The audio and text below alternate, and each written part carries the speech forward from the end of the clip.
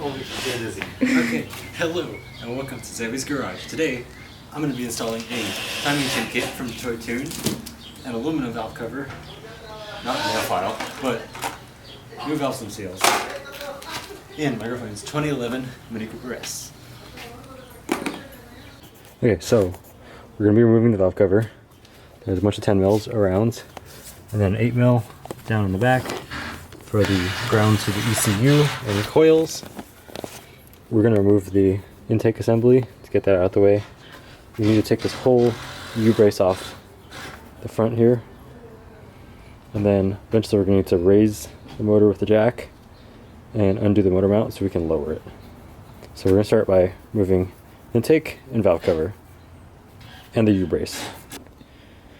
So 1 cam position sensor, 2 cam position sensor, disconnect the coil packs. To do that, you just flip the tab up, you pull this out, and then you just lift the coil pack up, which I can't do with these gloves because they're too thick. I can only put the tip of my finger in.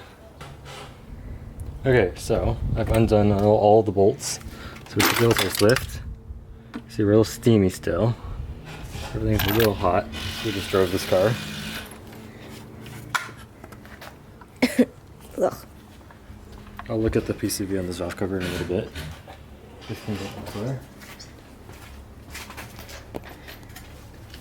So, we somehow amazingly have our top guide still.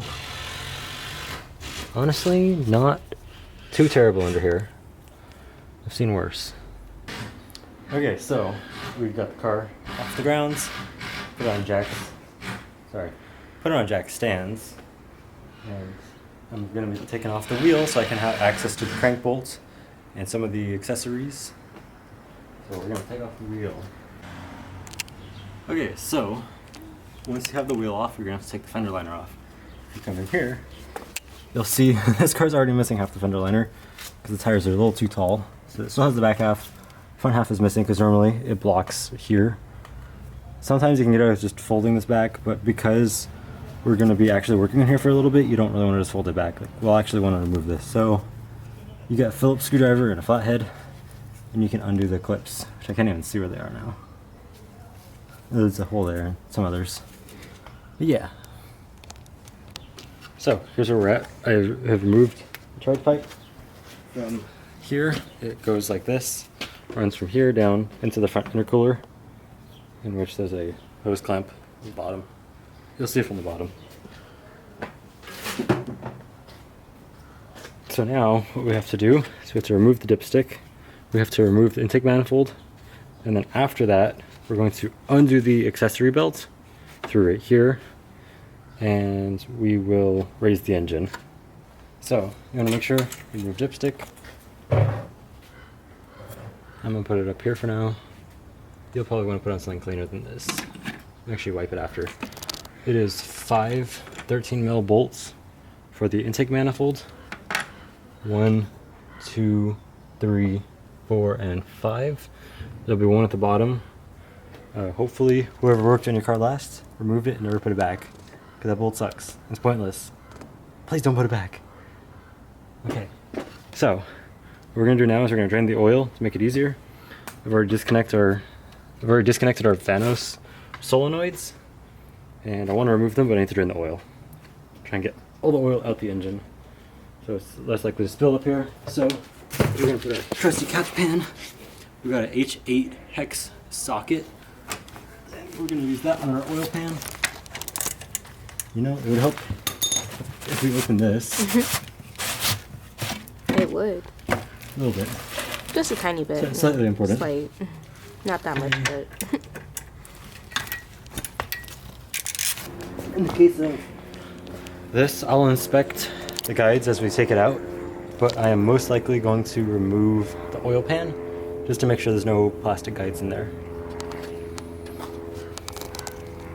Okay, so we're going to be taking out our Vanoss solenoids. There is a T30 torque screw at the bottom. You'll have to get to it through this way. You can kind of see back here. There's the little torques. And it is a T30, like so. It could be different on yours, but make sure you don't go too small in size because you don't want to strip it out. So we're going to start by hand.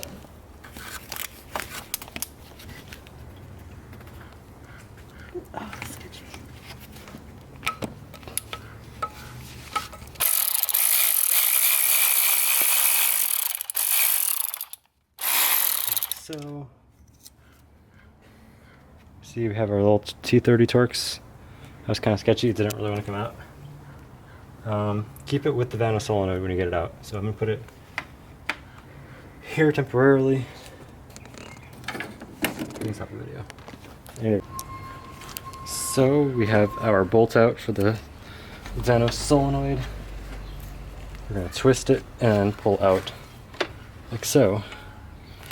Good thing I put a paper towel there because I had a feeling that it was going to drip, and I was right. You can see this version of it is the older version. It has one screen and the holes are exposed. I'll see if I have any newer ones and I'll replace these with the ones that have all the screens for the safety of this engine. Okay, so we have the first Vanoss solenoid out. We're going to take out the second one, which is, so this one's the exhaust side one, so the exhaust cam, the exhaust valvetronic. And then now we're going to do the intake one. It should be the same thing. You're not going to be able to really see it on camera. Unless I had the GoPro, would you see it? In case of this, I'm actually going to take my glove off so I can feel where the bolt is, which is right here, next to the Vanoss solenoid, between the Vanoss solenoid and the high pressure fuel rail. So I have it in place there.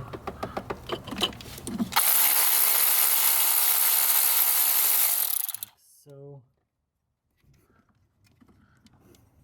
we are going to get that bolt out so we don't lose it. Same thing, put that there. And now I'm going to once again grab this Vanoss solenoid, twist it, pull it out. Like so.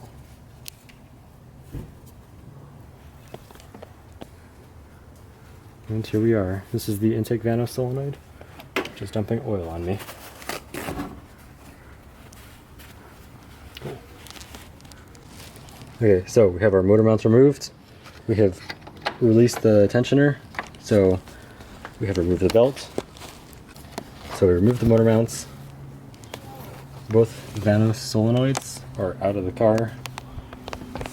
Intake side, exhaust side. You can see we removed the pulley down there. And now we are going to remove the crank bolts and these 3 E10 Torx. And then some of the other accessories up in here that we need to get out of the way, like the friction wheel here. You saw that, right?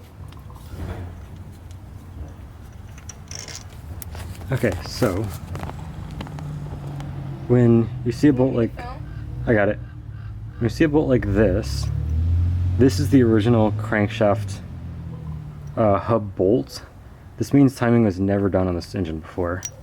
So this is how this bolt looks. It's usually black, usually kind of rounded near the top, and the splines / threads and bolts are just a darker color in general.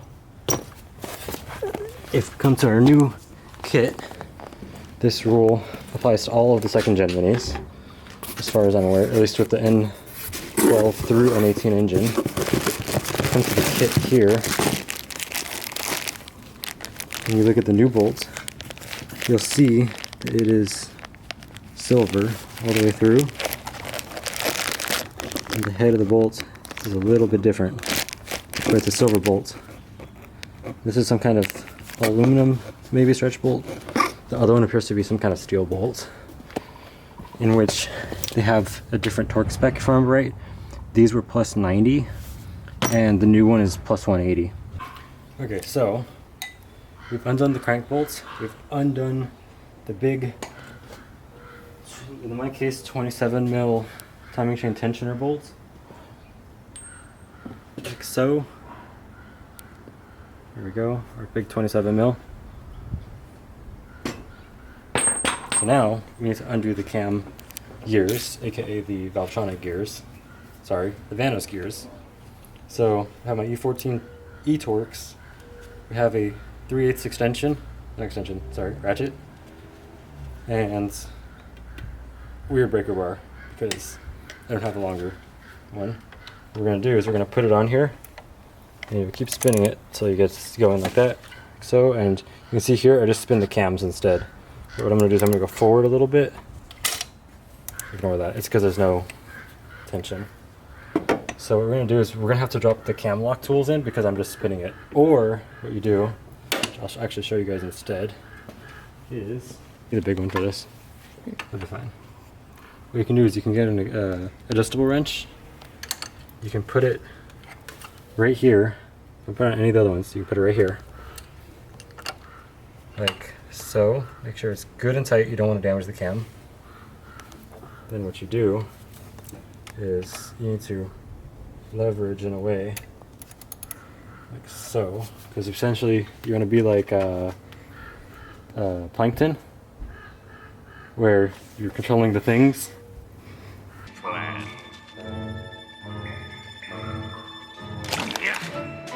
Now it's time for a little wakey uppy. Morning already? Yeah, yeah. But yeah, you essentially want to push it this side as you pull it this side.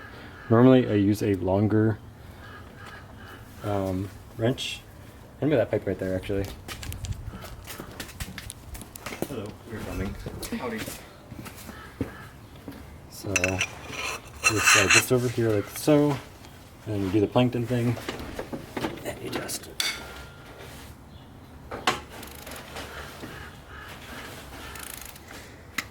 there we go. And then I don't know if you saw the Valvetronic gear spun, which means it lost tension. So we've undone our crank pulley, our crank hub bolt, our friction wheel, and now I just have to undo these two timing chain guide, I guess support bolts, whatever you call them, whatever holds it in place.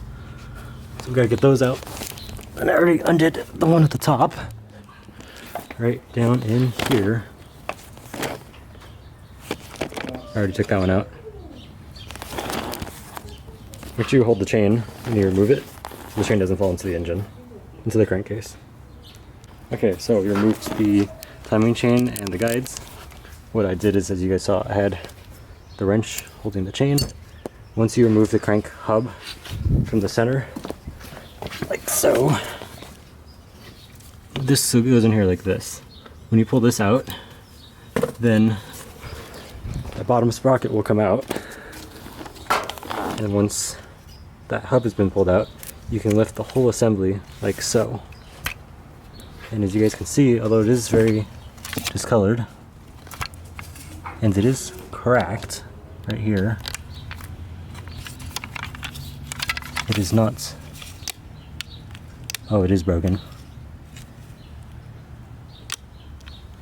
We are missing one piece of this guide, and it is very crunchy as it makes crunchy noises. This is the Valvetronic spring remover tool, and this is a Valvetronic spring. I already took the other ones off, so we're going to release the tool like so. You want to make sure this is all the way backed out, and then we want to essentially slot this part here on both of these onto the Valvetronic cam down here. This cam is where those are going to sit onto. The other part right here has a little groove in here that will press against the spring surface here, but further down. So you put the tool in the more closed position, you drop it in like so, and then you start by tightening the top. Okay.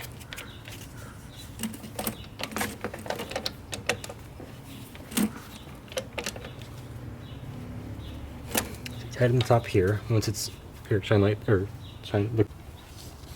So if you look in here, you can see that it grabs onto the spring with the little hands.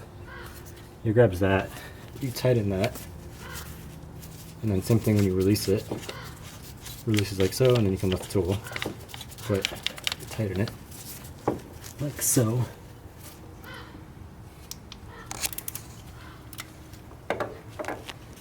Then we have it on the other side again. Pretty much once that's tight, you just do this. You can see down here, it grabs onto the spring. I'll turn on the light again for you guys so you guys can see. Down in here, right here, it grabs the spring like so. Tap on the screen where. Hopefully you can see there. Grab onto the spring there.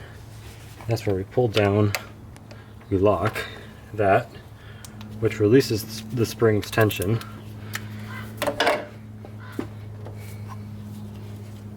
I did not tighten this enough. Then you undo the bolt, the E8.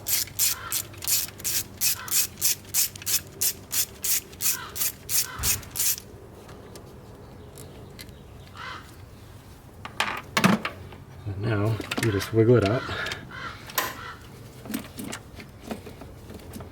Third. Shit. So here's the old valve stem seal. Here's the new one, and there's a significant size difference. The new one is fresh and tight, the old one is loose and stretched out. Okay, so we are removing the exhaust valve springs, in which is probably not going to work with the full setup. Oh, it will actually. Okay, pretty much you set up your tools like so. In order to ensure that you have good leverage here, so that you can compress the valve spring as shown. You can see the keeper is trying to fall out there. I won't compress it more till I have my handsy dandy. Oh, sick. You know what? That can work. So basically what you do is you compress it, you have to get something magnetic. Oh shit. Here, how do I take it off? I'll hold it. So here I have some assembly lube on the tip of my pocket screwdriver. And then once again, compress. We're gonna grab this one, like so. We're gonna put it where we're holding our keepers. And now, we're gonna do our second one. Did you? Come on.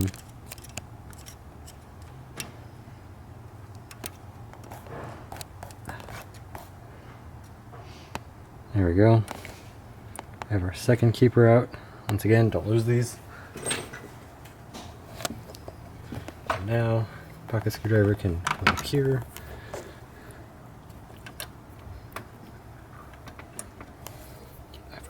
Kind of have the wrong geometry here because the tool is binding.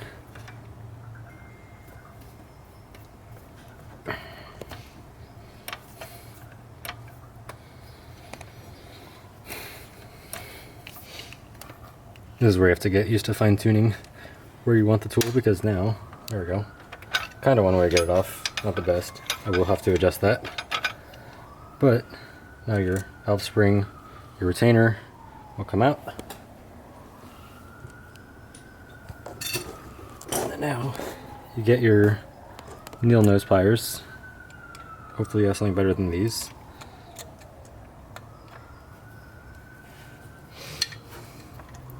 And try not to mar up the actual valve stem itself. What you want to do is try and grab the actual valve seal here, like so. And then, boom, you have your seals out. So, here is our new valve seals. What we're going to do is we're going to soak it with a little bit of oil.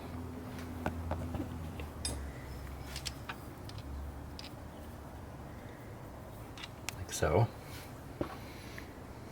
then you just drop it in to place.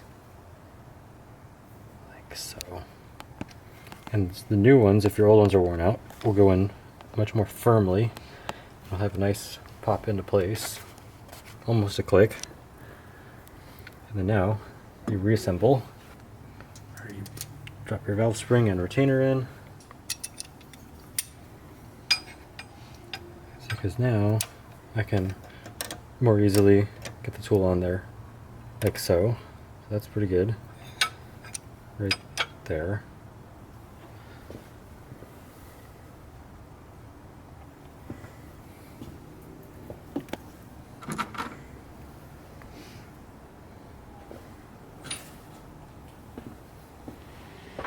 Now we're going to take our pocket screwdriver again, once again with a little assembly lube. Our keeper in place like so. You're going to be very careful when you do this not to launch these into the abyss. Come on, get on there. So there, I got it to seat. And then what I like to do personally is I tend to spin them around when I can. Like so. Something like that roughly is pretty good. And then I grab the other one. I usually spin these so that you can get to it from more accessible points. Because doing it there over here is pretty tight. Pretty hard to do. With the mini engines, it's better to spin them when you can. As you can see, I have both of them in there like so. The valve spring assembly is complete. It's all in there secure. Both keepers are in there. Pretty good. One thing I had forgotten to mention is that I put rope in the cylinder. I have a kit to use air that did not have the correct attachment. So you just feed rope as the piston is at bottom dead center, fill it as much as you can until it stops, and then go as high up as you can with the piston until it stops. And then once you go to compress the valves and the valve springs, it will not drop the valve into the cylinder. Okay, so we've done goofed because, as you can see from the blue, we've done all these and run the last cylinder. I goofed and forgot to put the rope in, and I dropped the valve into the cylinder. So I took off the turbo and everything. I'm trying to fish it through here, but I don't have a small enough magnet. So what I've done is I've put one on my index finger.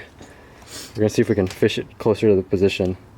I have the crank turned so that the pistons are on their way up, so the valve hopefully won't fall in, but it might be restricted on how much it can move coming up. So I might have to lower it a little more so it can go into position and then come back up through the guide there. Yeah, hold on.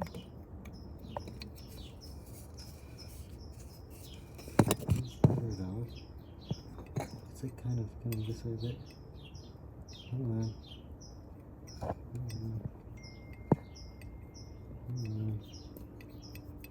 You're so fucking close.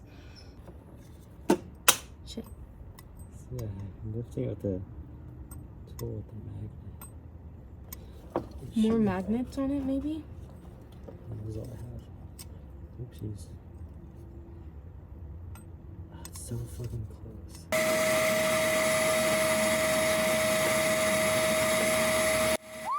Yeah! Okay. So what do you do? Awesome, baby! Let me see. Do you just grab it and pull it out? How do I do this?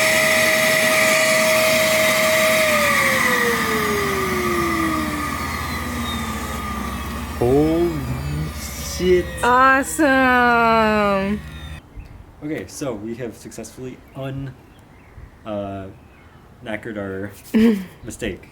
Okay, so basically what I did there is I used a vacuum pump hose onto the valve stem itself, like the valve guides, we'll say. Put that on there, but not ran to a vacuum so it would have suction. I used a Allen key with a rare earth magnet on the tip, wrapped in a glove, holding the valve in place so it wouldn't fall back into the engine. And what I did with the suction and everything being held in place, I came over here to the crank, I reversed, so this is crank bolt here. I spun it counterclockwise so the piston would come back down so that the valve, actually since I have a valve I'll demonstrate, issues earlier was it was crooked. Using the suction and the vacuum and the magnet, we got it to straighten.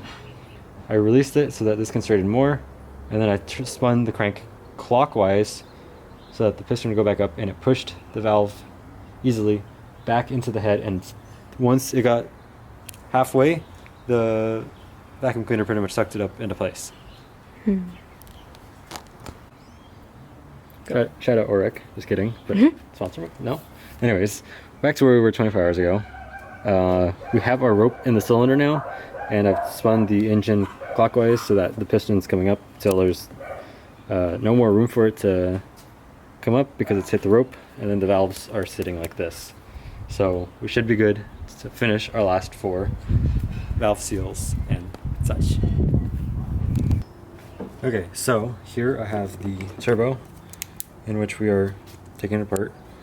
A ton of oil buildup here. I already did a quick demonstration, but especially this one's real bad. Anyways, I've noticed upon getting ready to prepare this to come apart, it has an extra gasket here, which is not factory, and the bolts are all the wrong size, and this hole appears to have been drilled out. Maybe this one too. So, take this off. Our gasket is missing in here. Well, I mean, the shit is charred. That's not good. And, oh, sorry. If you look here, you can see that there's a soot going around. Not supposed to do that because the gasket was incorrect and missing. Small crack on this manifold. This car will be getting a new manifold anyways. But yeah, we can see here that it's double gasketed, so it's got the old copper one, like so, and then we have what is left of the factory charred circle gasket, the donut gasket, that's what you call it. So what I'm gonna do is I'm gonna have to buy another one of these because I don't have any more. But that shit is so charred to a crisp. I've never seen that either. A lot of firsts with this car.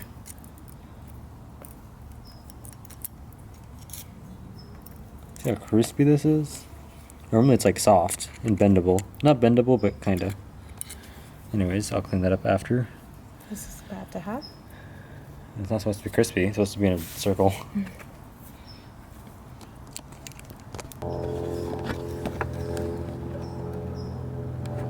Build up there. We have here number 2 build up and a bonus of whatever this is. You guys see that debris in there? Whatever that is. Number 3, if it will focus. I'm just too close here. Number 4 has a bunch of oil. It's actively wet. So now we're going to be installing the Valvetronic valve springs. I'm using a tool off of eBay, actually Amazon. Come on, get it right. So what we're going to do is we're going to take out the screw and not lose that. So we're going to put it somewhere. We're not going to lose it and know how to get to it in a minute. What you do is you take our tool. Our mouse tool. Are you mocking me? No, it's Mickey Mouse. Okay. Put this in here like so. You want to line up with the triangulation part here. Don't even know if that's a word, but it sounded good. You tighten it with this. Oh my gosh. There we go. And if you look carefully, come this way a bit, you'll see the arms will go out and they will grab the spring like so. make it good and tight by hand. So then now, one thing with this tool, I kind of fault the tool. It could be something I'm doing wrong, but I don't think so. You can see one side will sit in. If I go to the other side, it kind of forces this side out. When I go to put it on the engine, I have to grab a flathead screwdriver and kind of lightly pry it back into place. I could probably tighten this into the more correct spec by doing something like, we'll worry about that when we get there. So what we do is we'll fix the positioning of these in a minute. As you go to tension this, you want to hold these in place.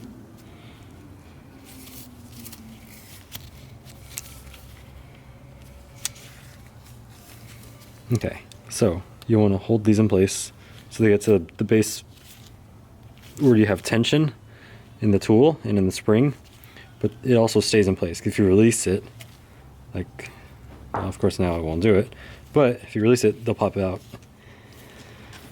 What you do is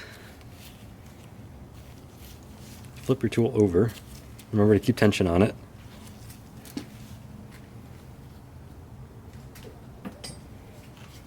You grab your secondary tool / secondary handle here. Got to keep tension on it.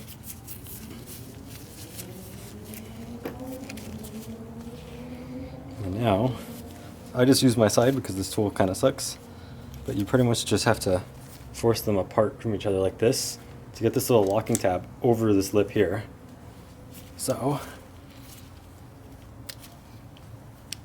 like so. Stop me almost launching my spring. So now, this slides out once again. Looks like so. Our spring is now tensioned and it's held in place here with the little hands. So then now we need to make sure that this little hole here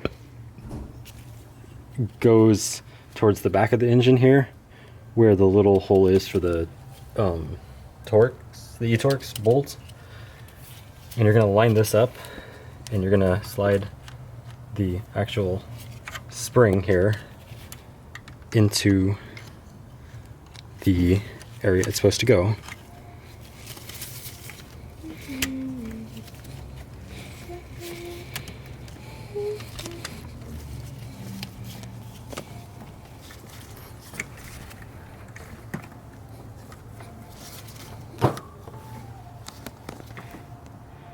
Okay.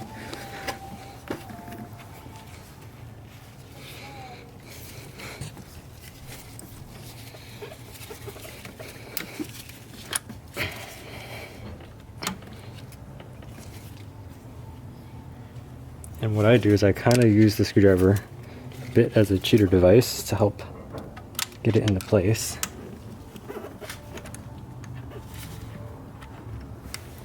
Do it like this.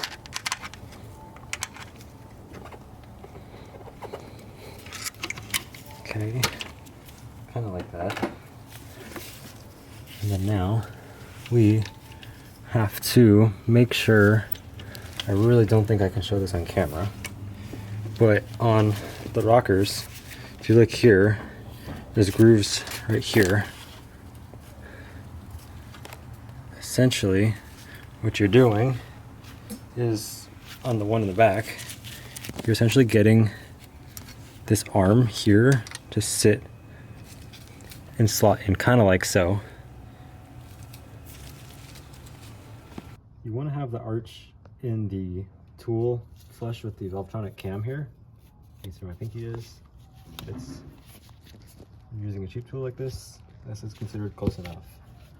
Then what you do is you look to the top here, and you'll make sure that the screw hole is aligned. Then you put the screw in, and then you get to screw in. This isn't even the right size. Fuck. Dad jokes. Yes, I love dad jokes. I should be a dad. You'd be a mom, because... My mommy material? Yes, you're mommy material. Okay, so, take two.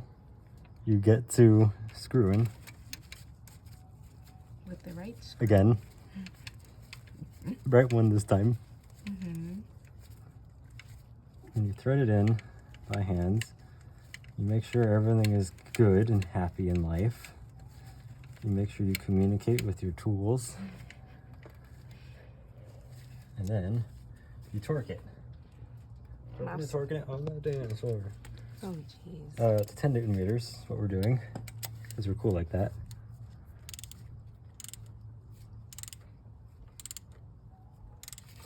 Make sure it's all the way on. It appears to be. You have to make sure it's flush. You don't want to have a big air gap where you can potentially strip bolts. So the good news is it's getting firmer.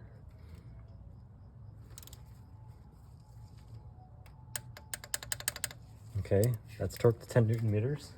So then now we compress this downward. We lift the tab away. And we've not done that right.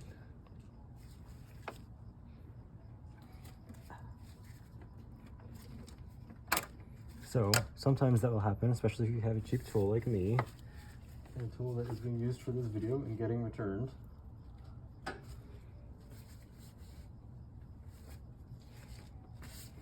So what you do is, if what happened there is the spring like arm bit had popped off of where it's supposed to sit. So what I do in that case is I'll try and go against something that I'm not going to mar. I'm going to check to make sure that the springs sit where they're supposed to. This side is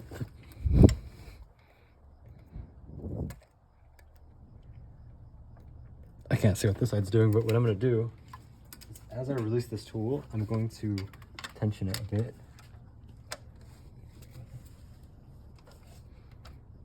To try. Okay, so go down, open. Okay, it's at least closer there. I'm going to verify with the light. I may have actually put it in the right spot. What I like to do is I'll use the screwdriver on the springs here, and I usually like to give it a little wiggle just to make sure it's in place, which it appears to be. What I'm going to do now is I'm going to fully release the tool. Once again, this part swings now, like so, because it's been released. And then now, we undo this part.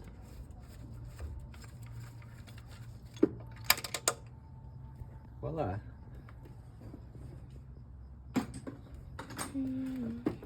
Don't sing the song they're playing. Okay, so you run the chain into the timing chain guides like so.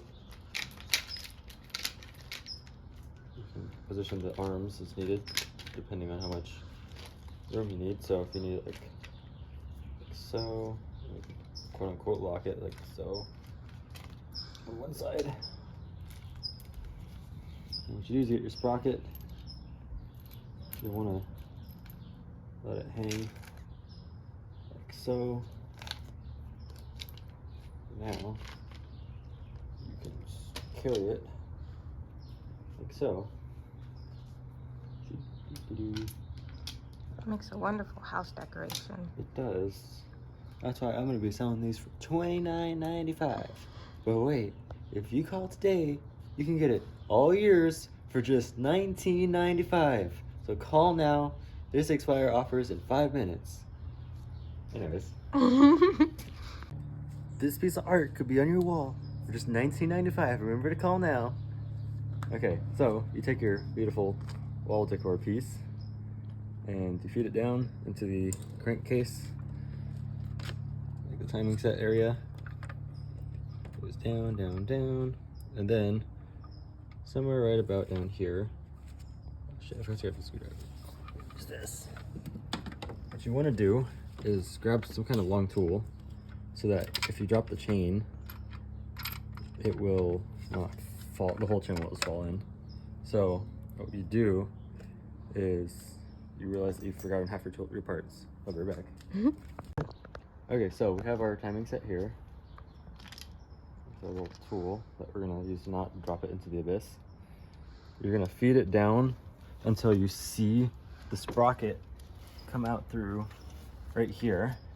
So I just keep filming there. I'm gonna drop this lower and lower.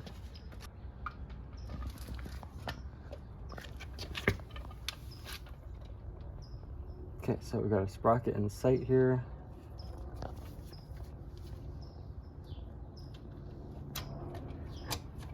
So, picture perfect, just drops in like that. Now, take your crankshaft bolts and you feed it down into the hub. Here, John, I'll hold this again. Come from over here. Boop, boop, boop, boop, boop. You drop your crank bolt into the hub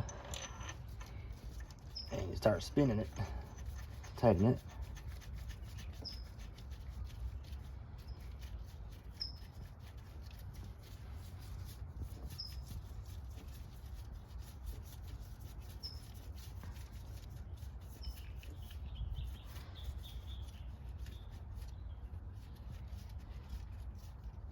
Like so.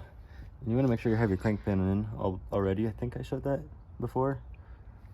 Okay, so we have our exhaust sprockets. We have our cam gear bolts, which I'm going to put here.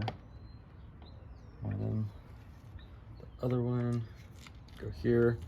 You know it's exhaust side because it'll say EX. Pretty much. You don't want to almost drop the cam bolt like I did right there. Careful. Oh boy. Professionalism here. Okay, so the thing is like the thing. Okay, that's it. Now push the cam bolt forward, push it back into place here. And you don't want to tighten it all the way, you just want to make it hand tight because you want these sprockets to be able to spin by hand.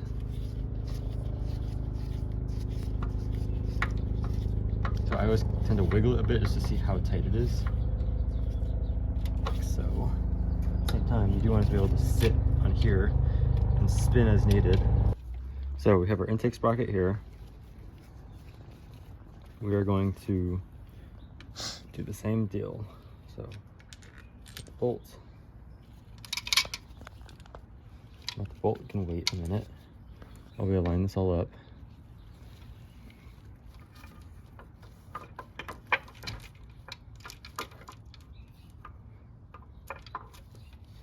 Pretty much just like that. Drop the gear into place. And the orientation of these sprockets does not matter on this engine. It only matters that these are locked and that these are tightened, because these are controlled by oil pressure. So now we drop our cam bolts onto this side. Once again, do the same deal where you hand tighten it.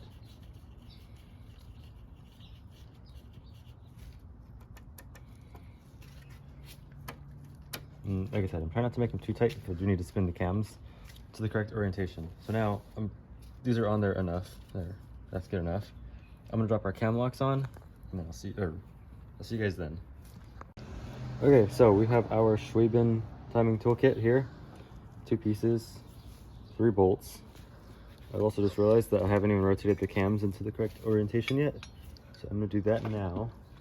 Okay, so what we're gonna do, you can use an adjustable wrench or whatever wrench to your liking to get onto these bits here where it has an actual hex.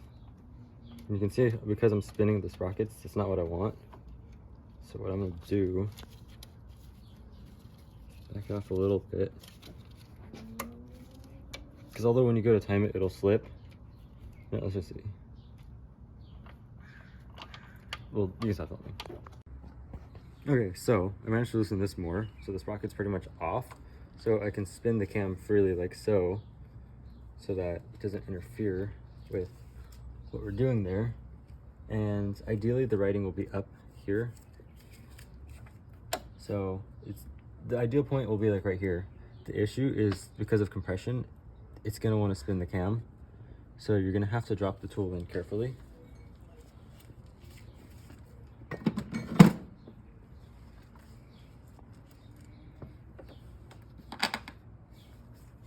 What you're gonna want to do is you're gonna want to line up your tool, be ready.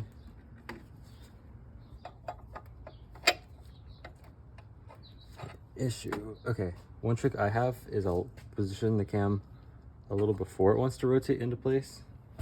We'll drop our timing toolkit piece into place at an angle,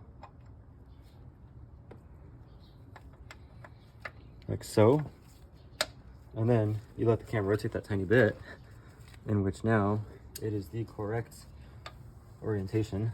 You just gotta line up the hole. So you drop your bolt in.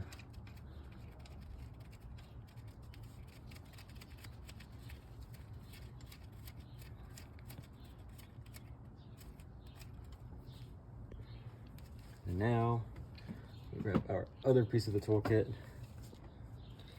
No, we don't. Now we can see this one's very close. The writing on top of the cam, you can see on this side too. Little numbers and stuff. Same thing on the intake one here. There's some numbers. You can kind of see that on camera. So now you want to rotate this, same thing, so the numbers are upward. I gotta back this off because it's trying to spin everything again. Like so. So now I can spin the cam without spinning that.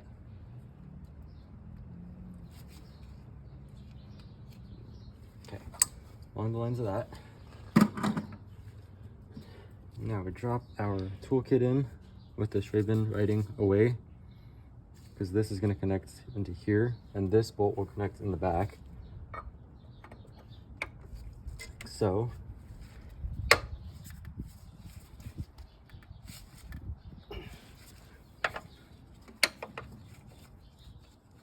okay, like so. So now we drop our bolts in. Now that we have it just sit on there.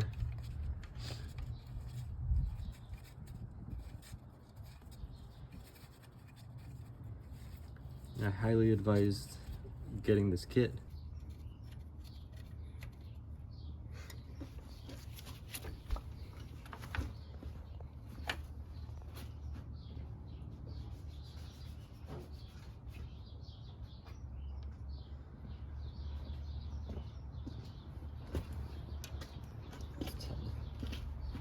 Okay, so now we have to install the timing chain guide bolts. So this will go into the head right here, like so. This is the one with the crush washer. That will thread in here.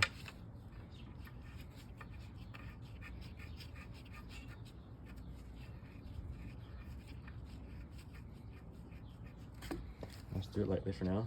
And then we have two with rubber O-rings that will go down here somewhere.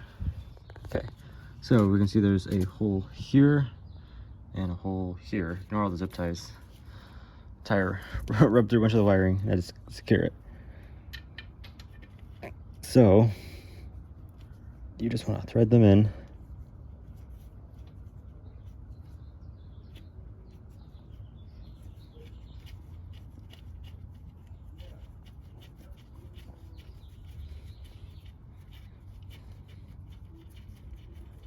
Okay, finish it with the tool. Then the second one can go in.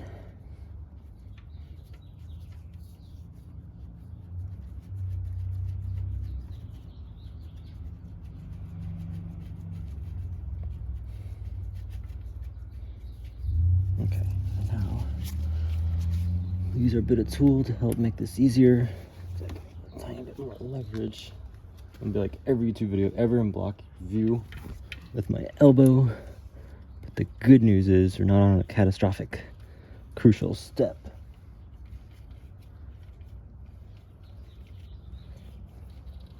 Oh my gosh.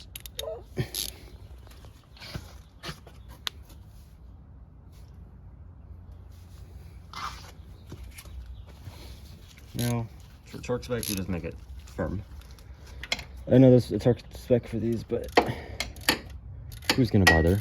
Just don't over tighten it because they will snap. You stop. Okay, so before we start cranking and torquing all the bolts for the timing chain, we have to put on our top guide rail. So this will drop into place here. And we're going to drop a little bolts in the back.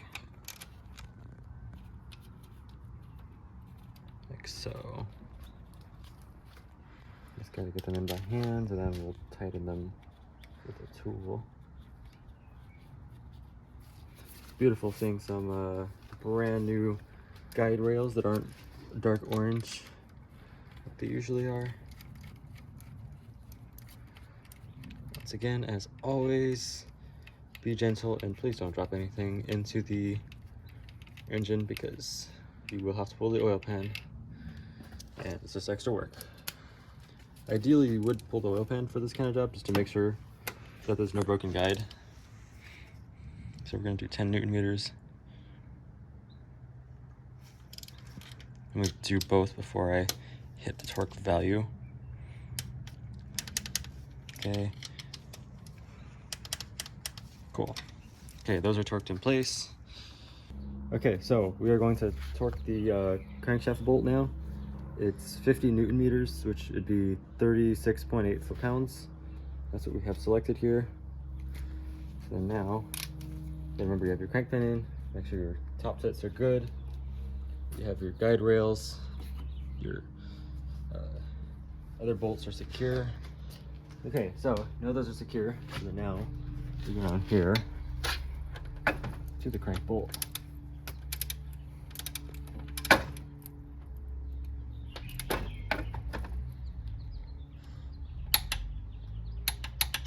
Okay, those are 36 foot-pounds, and then it's going to be plus 180 degrees.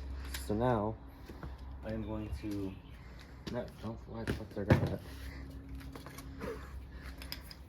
We're going to grab our breaker bar, aka my heavy-duty ratchet, and in our case, because we don't have a really long ratchet, so it's 36.8 foot-pounds plus 180 degrees of rotation to ensure a good stretch, because you can't truly measure stretch with just a foot-pounds or torque value. So what you're going to do is you're going to make a mark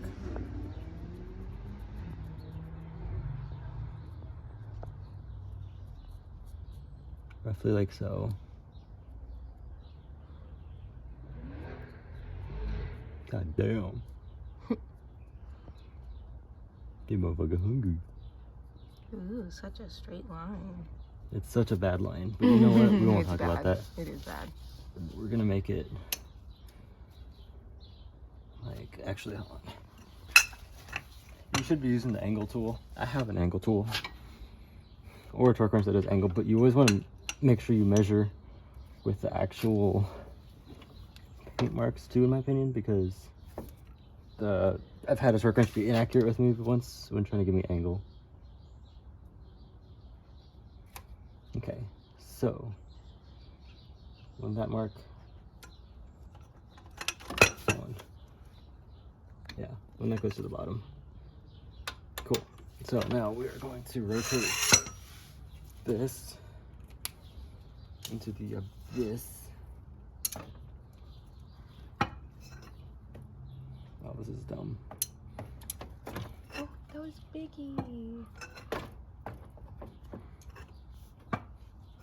This fucking sucks.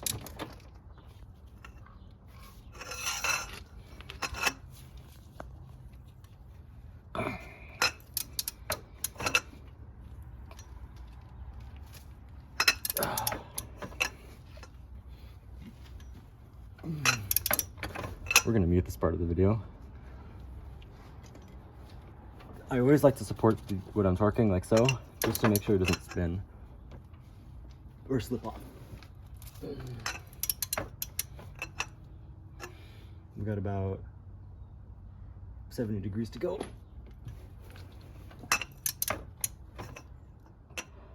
About 45. About 20 to 30.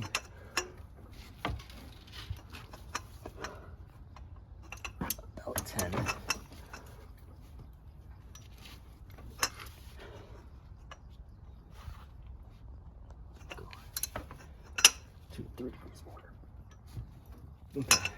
And then now, yes, I had fucked up the line, but the mark was supposed to end right about down here to be even.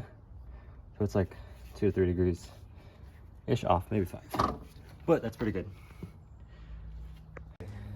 So now we have our timing chain tensioner bolt, which we're going to install. We have our torque wrench and our 27mm socket. We are going to torque it to 48 foot-pounds. So we're going to stick the tensioner into the block like so, and we're going to start spinning it. Okay, so I've gone through and I've made these tighter so they're not going to wobble around as much. They're still not torqued, I just spun the bolt by hand. I just don't want it to, as I tension the timing chain tensioner, I don't want it trying to pull the sprockets off or hurt the bolt or strip it or anything. So, once again, 48 foot-pounds, the 27mm 6-point socket for the timing chain tensioner.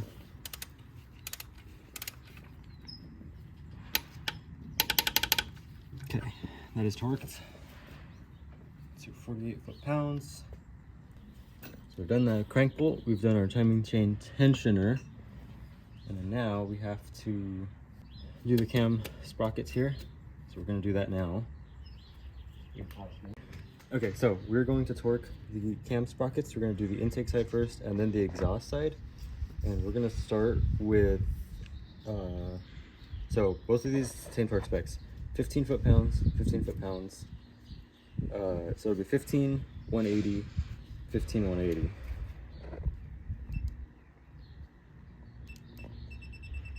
A lot of numbers.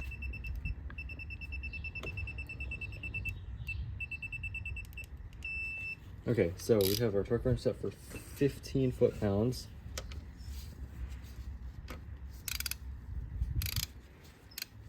It would probably help if I ran in the, oh, it's like, there we go.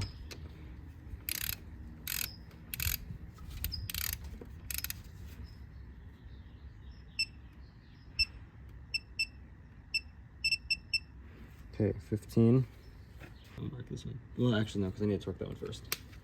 Okay, so I always like to, as I mentioned earlier, use both for reference.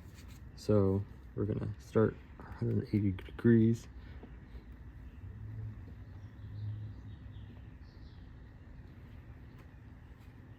There's 80.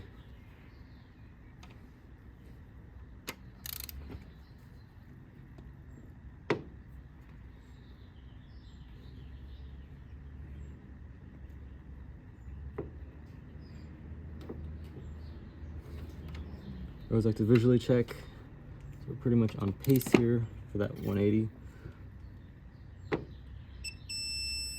Okay, there's a 180. And okay, so now we're gonna do this one. 15 foot-pounds.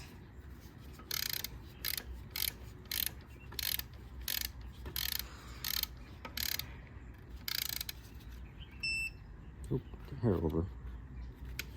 So what I should have done earlier is mark on the socket too, because it'll make it more accurate. Okay, so we're gonna do our 180 degrees now.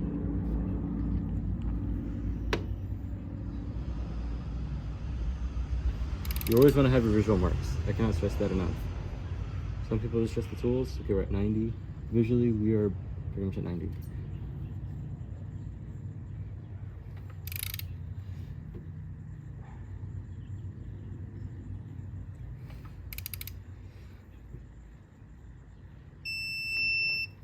Yeah, it's a few degrees off with the torque wrench.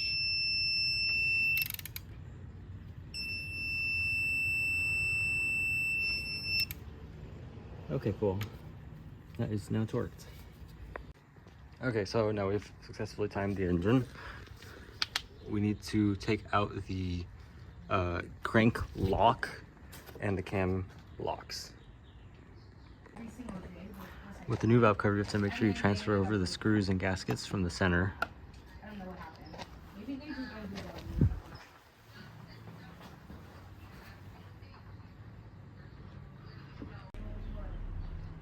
Turbo gets a new donut gasket here for mating the hot side of the turbo to the exhaust manifold.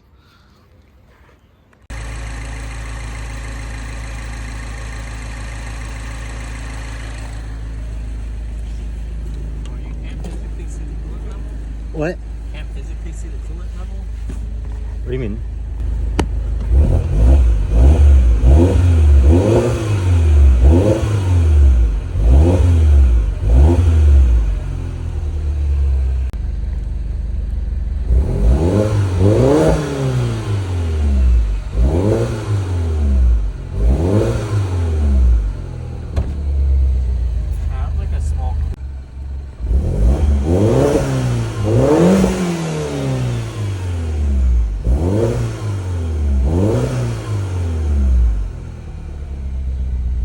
Okay.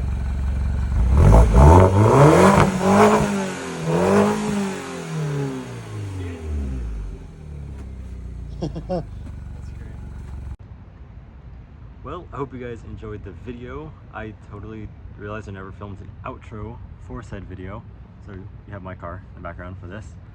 But yeah, hope you guys enjoyed it. I had installed a whole bunch of stuff at the very end because I got tired of filming, and that aluminum valve cover's held up a good few weeks so far. Seems pretty solid. For those of you guys who install one of those valve covers, I highly recommend torquing it in stages.